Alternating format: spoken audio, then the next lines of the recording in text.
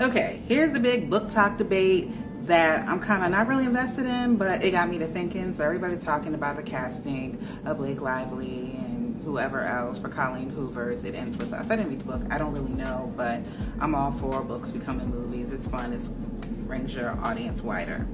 Go her. But it got me to thinking about how much I care or don't care about what a character looks like when I'm reading a book. As a person of color, growing up, most of the books that I was exposed to did not have characters of color.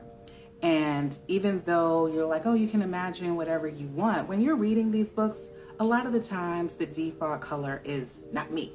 And when a person of color is entered into a book, they make a point of saying it. So you know that everybody they didn't say was black or was Asian or Latino or whatever is the not person of color.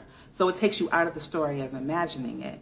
But I try to push through and I read anyway and just make up whoever I want. So that when things become movies, I don't have any expectations because I was already thinking somebody different anyway, just because a lot of the books aren't diverse. It was another reason that I got into writing when I was in middle school, because I wanted to read stories that had me in it, that weren't about struggle, that were just as fun as all the other major stories out there.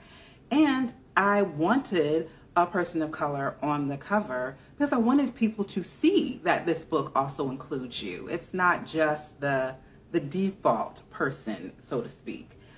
It makes a difference to not have to just pretend this person is a person of color.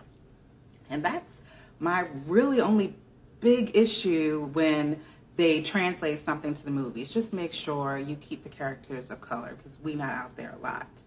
But as far as everything else, if in the book the person had blonde hair and in the movie they got black hair, I don't care. If in the book they were 20, but the character who's playing them in real life, the actor is 30, I don't care. Those are small things. To me, as long as they still give you the general charisma of the person, the vibe of the person, then I'm there for it. It does not change the story to me if the person has red hair now in the movie.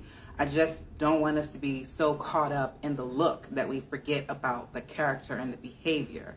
But definitely make sure that diversity is in it regardless, because we can't ignore that. I don't want to be colorblind. I want to be color inclusive.